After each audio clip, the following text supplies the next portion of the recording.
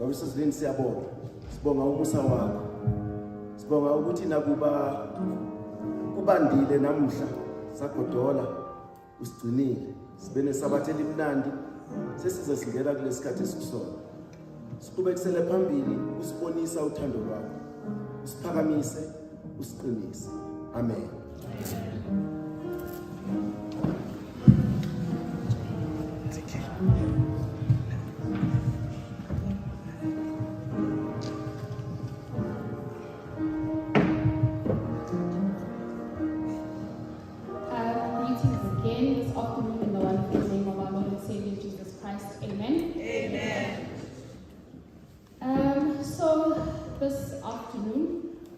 Today's the last day of the Youth Month, and I think it is a great privilege that we get to sit with the president of our conference, who is our local pastor as well. The President Sitsiba, you are welcome to the afternoon program. Thank you for spending the day with us. So just to brief everyone quickly, this afternoon, we are having a Q&A session. We have also OWITS who's here. Welcome to you as well. And we will be asking key questions around or about our conference, which is the TOC OWITS, right? Do we all know that who we are affiliated with? Do we know? Hey, I had a no. And I think today's session is going to address the no's. And the no's don't come because they are ignorant of what's happening. The no's are there because we are living in a time where there are eras. Right now, we have kids that we can label COVID children, right? Because of COVID. They were born in COVID time, so we are therefore labeling them as abantwana be COVID. And we see this in social skills. Abantwana be COVID don't have social skills because they were deprived from being social. So there's things that they don't have. And I want us to understand as adults here, as Abateli, we have children who don't know our current church history because of what has happened between 2013 and 2022. So when I looked at the dates, 2013 and 2022, that was 9 years ago. Our youngest ambassador, who is 16, was 7 years old when 2013 happened. And there was a big blur for about 2-3 years, Bakula, and we stabilized Tina, the older ones, who are now, I don't know which youth, because now there's a giveaway uniform. But so there's a good 9 years that the young ones, especially our ambassadors, don't know about our conference. And this afternoon, we are going to ask key questions about our conference.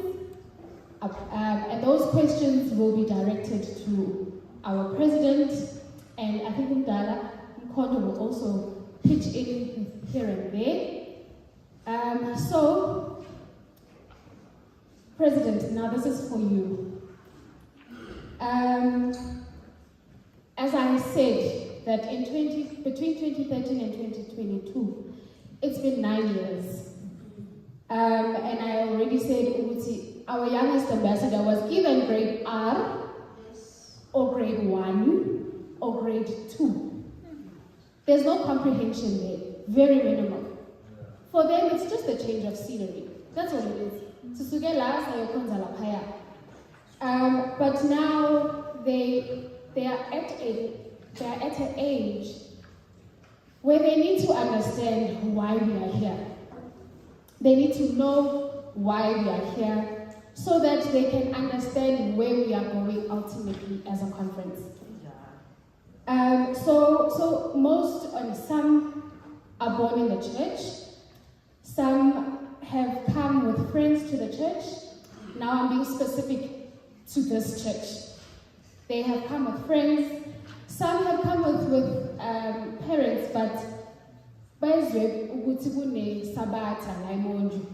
and they've come to join. And their joining is not really because it is Alberton or any other conference, but they've just come to church. So, please can you briefly just explain to those that don't know and refresh those that think they know, how did Alberton come about? What happened that made us or carried us here today? I mean, because we are not any different from any other Seventh-day Adventist church. We observe the Sabbath, am I right? Yes. We believe in the 28 fundamentals, and we believe in the second coming of Christ. Am I right? Yes. So, but what is it that is different about us here? And what is it that made us here? Just briefly.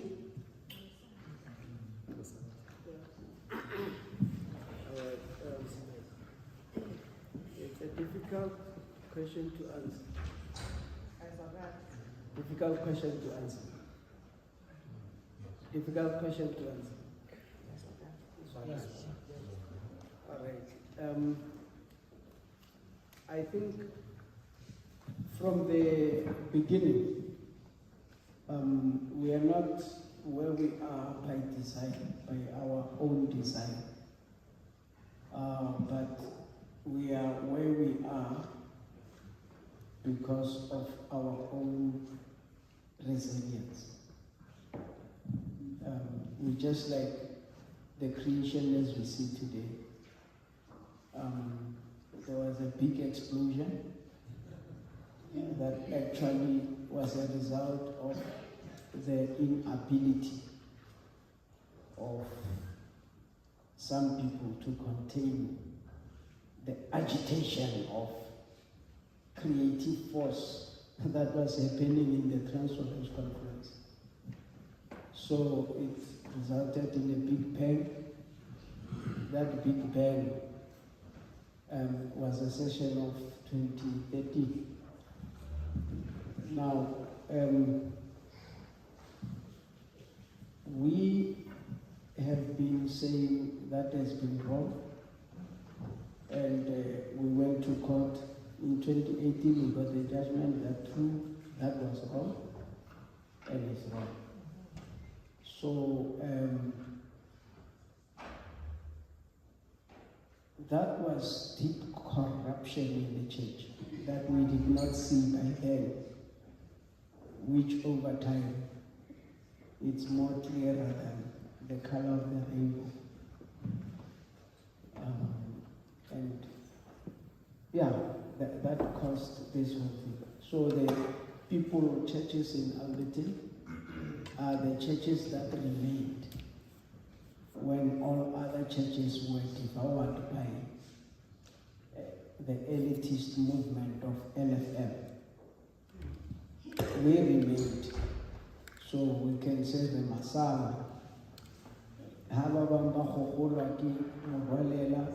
what deception and lies. We remained where the truth is. And that's where we are. That's why we are different. Just a follow-up question, President, just for the benefit of those that don't know, who are the LFM? What is LFM? LFM. They say it's leadership focused movement, but from observation, it's Lucifer's frustrated messengers. Because they are frustrated by the success of God's work and the speed with which black people on their own were advancing in the development of vision in our conference. Yes, sir. So they say LFM is no longer there. But when you read Matthew 22 and 23, one of the last signs of the coming of Christ, it's corruption in the church.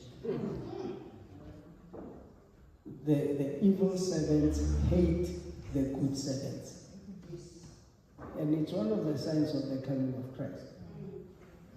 So that is what has happened. But now, you know, when you read the great controversy and the history of the reformations, the papal power was diffused in two phases. Phase 1 was spiritual. Phase 2 was developmental. So then you look at the French Revolution, where after dethroning the papacy, the citizens of the world reclaimed the land that the church had taken from them under the guise of God. So our struggle is consistent with the revolutionary struggle of the Reformation, whereby as a black church, we must now be masters of our own destiny. And a people without property are a people with no evidence of their existence. For example, if we are to vacate these premises, there will be no historical trace that we existed at any given time. So property ownership is very important, and it's something that we may properly. Okay, we'll go back to the issue of ownership. Dala? I think I just need to ask Elder Kondo, because there were certain things and actions that were taken. For example, you know, the executive at that time, they approached courts to help us to assist to interpret our own policies. Elder Kondo, why was it necessary for IDC? You'll explain to the young people what is IDC, and the elders, why did not they fold their arms and accept the situation it was at that time? Why did they stand up and have couple of sessions within the TOC territory to make people aware of the corruptions and things that are happening? Why was it important for churches and elders to take a stand at that time till today? Thank you very much for being part of your panel this afternoon. It was important that we make a stand. Otherwise, we would have lost this church. The TOC, given its background and history, it was gotten very difficult in difficult circumstances for us to become a conference. We had come from very, very difficult conditions. We were first called North Bantu. There was a time when we did not have quarterly Sabbath schools. Whenever we had one, it would have been donated by white members of the church. Some of these quarterlies were given us or gifted us were in Afrikaans, and we were always a quarter behind, if you understand what I'm saying. We were stripped of all things that were to be dignified. What happened in the country in general under the Nationalist Party government had found root in the church. The lack of respect for our black pastors, some in this audience are kids from these families that I'm referring to, where their dignity was maligned and we soldiered on up until we started agitating for a change in status. So from being North Bantu and South Bantu, from being Group 1 and Group 2, under the leadership of whites, we then gravitated to become a field. This is now in the 1960s. When we became a field in the 1960s, we had already grown as a black church. And even by that time, our numbers were now already surpassing that of the whites who were at leadership. In the 1970s, 73, 74, winds of change started blowing in the country. And the church is not immune from what happens around it. So the change and the agitation got to the church, where young people of the day chose to say, enough is enough. And they wrote documents. One very famous one was referred to as the memorandum. In the memorandum, they were simply saying, change must happen, and very soon. We had realized at that time that remaining as a field will rob us of growth, will rob us of many things that would be determined by ourselves, so that our future was to be in our hands. Then we proposed that we be made a conference. We met stiff resistance, up until a delegation, which was led by, amongst others, Elder Ernest Kopedi, the late Pastor Mokhotlane, and others, went to Zurich in Switzerland to lobby the General Conference. They did not have it their way, because it was only towards the end of that meeting where a chance meeting took place between this delegation. They spoke and were not afforded opportunity to sit down with the leadership of the church at that time. So they had to say what they had to say, short but powerful messages. This started to make a dent, and a serious dent at that, with the leadership out in GC. Because all the while, the black members of the Seventh-day Adventist Church were not known how strong they were and how advanced they had become. The picture that was portrayed was that of a successful church, a happy church, and which was portrayed by the white members of this church. Remember, the political situation of the time was that the whites would not be granted permission to travel to certain parts of Africa using the passport of South Africa.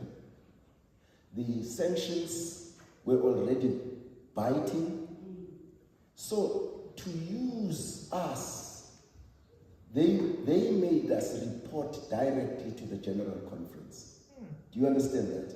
So from being local churches, we were represented by whites, and we became a special child of the General Conference. Why so? So that the whites in South Africa should not report to the then of reporting directly to the General Conference. So there we were as well. There, simply because the whites had no way the black church was taken with them. I know I'm giving you much more than you were supposed to have, but I think this background is important. Because from we were then conferred the status of being a conference. When you are a conference, was growth we needed. And from the time we attained these status, our growth, we were catapulted into a growth such as there never was in our history. And when 2013 happened, we were at the pinnacle of such success. Because traditionally, when we make offerings, we send our offerings and tithes and other emoluments to the conference, and the conference does work. But in the years 2011, 2012, the conference had so much money that their budget and their plans could be catered for, and there was money in excess, in millions. To the extent that the conference office, under the leadership of the president, Pastor Siba, and the executive committee, started deciding, one, to give back to the conferences, or rather to the districts, monies. Shalom was the first recipient of an amount of 3 million rands, being a gift from the conference to say, use this money to help you establish your conference, your district, camp meeting site and district sites. With this money, the Shalom district was able to build a 6,000-seater auditorium. Of course, there were contributions from the districts. The districts were vibrant. Shalom became alive because we matched the donation from the conference of 3 million with much, much more money, and we realized things we've never achieved before. Over and above that, the conference said it is taking too long to dedicate churches because they are half-built, they are never completed, because members are struggling to build their own churches, and so started a program where I participated to assist the church, because of my technical knowledge, to go about the country within the conference to establish what it is that is needed still to complete the structures which were half built. You understand what I'm saying? It took me to Venda, took me to the Free State, every corner. And with that exercise, 52 churches were dedicated from 2011 to 2012. State-of-the-art churches, and I can name them. You will see the improvement that got about. How did it happen? Where there was a shortfall, where churches needed 300,000, 400,000 to complete, a quantity survey exercise was embarked upon to say it will take so much for tiles, so much for this, so much for that, and that bill of quantities was handed over to the conference, and the conference paid the contractors who completed the work, which accelerated the completion and the dedication of such churches. There was also a spiritual target of baptizing souls given to the leadership of the conference. And by the end of 2012, they had surpassed the target of building souls. So not only did you have physical structures, but you also had spiritual goals achieved and attained. We were vibrant, we were going someplace. And one wonders and shudders to think what could have happened to us had we not been stopped. So when 2013 came, there were already concerns about this anomaly of plowing back to those who give. And the conference actually said those who give must not be in a lesser state than those who receive, if you understand what I'm saying. So they started this process. As I said, unheard of, bold, and groundbreaking. Yes, we could have gone someplace. So 2013 was a combination of stopping the juggernaut, of stopping the giant the TOC was becoming. Slow it down so that it can be controlled. Because these things, were not realized in the KNFC conference. They were not in existence in the Cape conference. They were not in existence in Swaziland conference and many other conferences around us. So, keep that in your minds to say this was to upset the apple cart. Just to first summarize your question, by the time 2013 happened, the conference, the TOC conference, had in the bank, in one account in the bank, in excess of 40 million rands in cash, encumbered funds that are not budgeted for a specific project. Do you understand? The conference had achieved its objectives. The conference had started sending abroad pastors who were serving for a period of time to countries such as Egypt, Israel, to enhance their spiritual understanding of the gospel. So all of those things were thwarted. Never again was there such a situation happening. Instead, we were plunged with a situation where we had to defend the truth. We were not defending the millions, because in 2013, what had actually happened, they violated the constitution of the conference.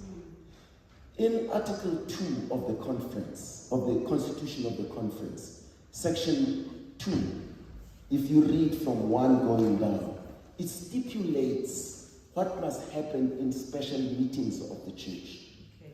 The greatest appointment is called a regular session or a triennial session. A triennial session is a meeting of the church which happens once every 3 years.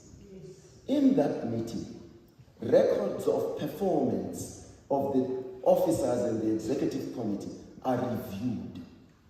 It is what you call an AGM in the general terms. At that AGM, once such records have been perused, voted on and discussed, you then move on to have elections. Then you elect from president down. And that is at a regular session. Now in 2013, the church was called to a special session. Did you get that? There's a difference, isn't it?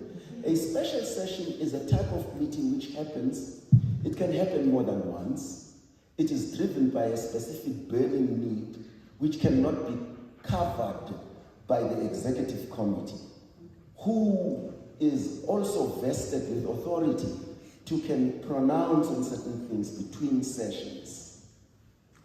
So this meeting in Bloemfontein on the 24th of February 2013 was to come and discuss one item.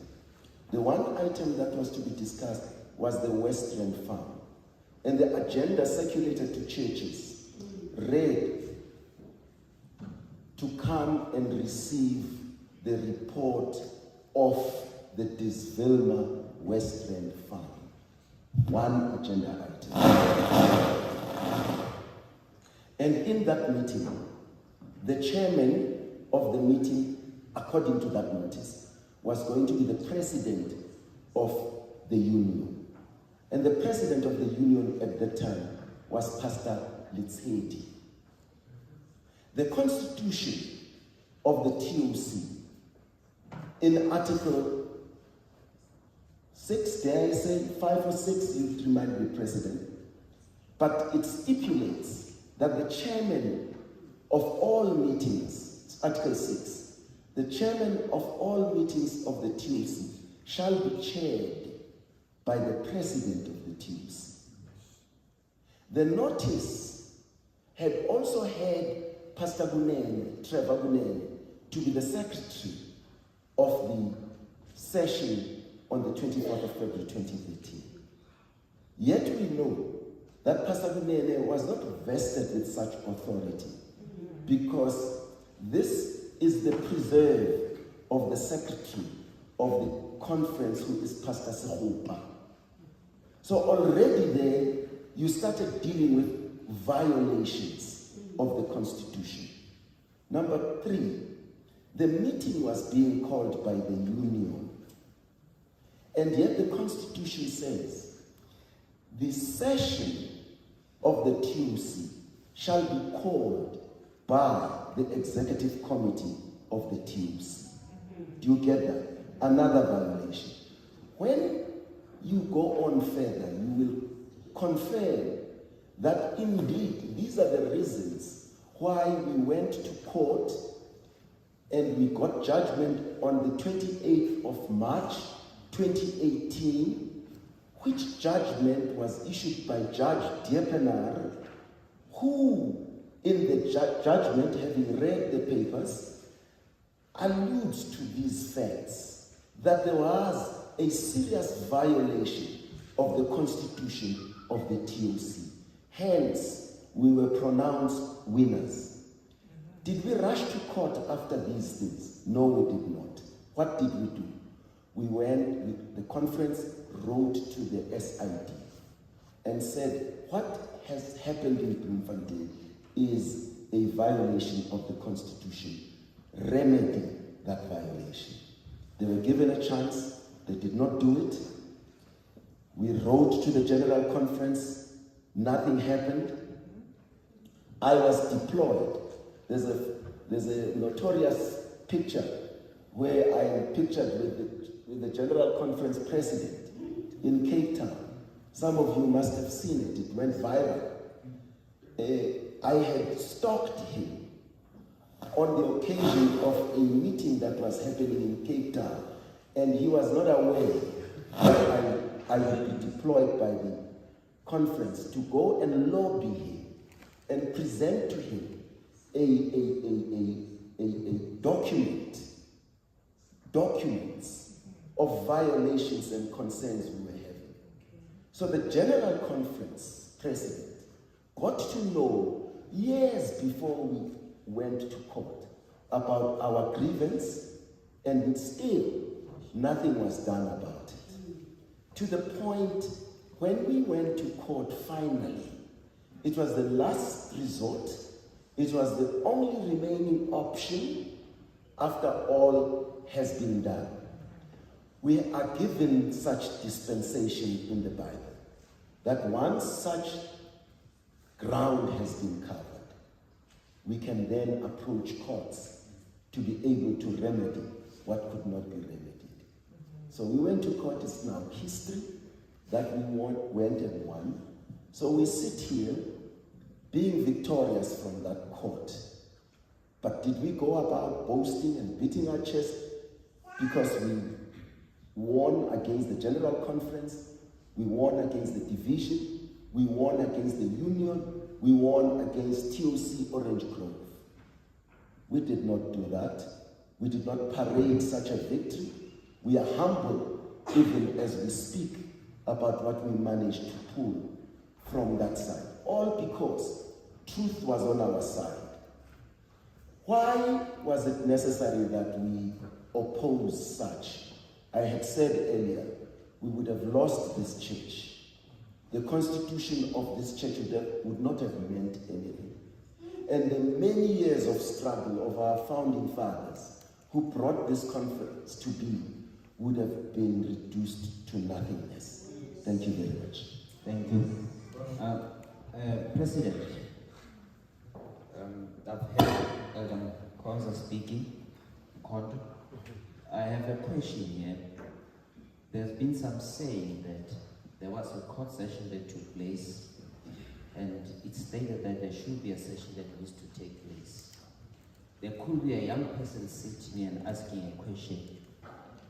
Why are we still having you as a president, Pastor Sofoko as a secretary, Amanda Sechale, those were in the previous that me.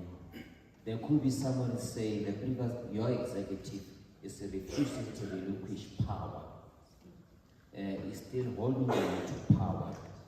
And I want to address that issue. Why are we not having a session? And other people are saying as an Albertine conference. Why are we not having a session? That's that question. Well, a session is a meeting of maybe concerned people. Therefore, it's not impossible to have a session. But then, to have a session for regime change or for unity, people must understand that unity of or within an organization is actually premised on the constitution or the directing document of how to organize and administer the organization. So we cannot, for example, go into session, there must be a constitution that says who qualifies to be a delegate and what are the regulations of how many delegates as to the membership are accorded to maybe a church, particular church congregation. So if we go to the session of the TOC without the constitution of the TOC, then how will that happen? Then the unit or the unity session that the judgment requires should, for example, be premised on the interim constitution, because the regular constitution of the church doesn't have a provision for example, equal representation, doesn't have provision for factions. Now, when we go to a unity session, will be A and B, but there must be a middle ground wherein A and B make concessions to say, for example, what will regulate the officers and the functioning of particular offices. Those things are prescribed by the Constitution. So then without the interim constitution also, how long are we going to be in a transition period? Those things must be in the Constitution. We cannot go to discuss them without having the majority vote, which is a violation of principle, because unity is not based on the multitudes of opinion, but it's based on principles that must ensure the stability of what we want to do. So all these people don't see that, they don't want that, and we cannot have it that way. Now in Alberton, if we call a session, you must understand that elections are done as the term condensed at the regular session. So who's going to be the IEC? Who's going to be the commission that says after reporting of the executive, then the nomination process must be supervised by an external body. Then who's going, in our case it's the union. Yes. So who's going to do that? Then it means maybe I must be the IEC. So then you see it's something that really, we can do things, but for them to be right and sustainable, they have to be based on principles. They must be impersonal. It must not be as I prefer. It must be as it's supposed to be. And therefore, I think these are the things that people that make that noise have a right concern, but it cannot be answered or attended to incorrectly. You see, we could not go to that session called by Pastor Shongwe in 2018 or 2019. Why? Because it was not an interim unity session. We do, for example, when we go to session, the faction of, I'm just talking in the case of two factions. Yes. We must dissolve Alberton based on our adopting an interim unity constitution. They must dissolve Orange Grove Right. based on their adopting a document of unity. Right. So now if we tomorrow say we are now in Orange Grove, I'm just saying, it means this executive will not be held accountable anyway. Yeah, how do you discuss the report of Alberton in Orange Grove? Those people don't know what is happening here. So then we must have our own session, vote to dissolve, and merge. But then we must accept the principles of the merger before we dissolve. Right. And account to what has been our business here. So this is how things have to go. Otherwise, then we are washing dirty linens without removing the anti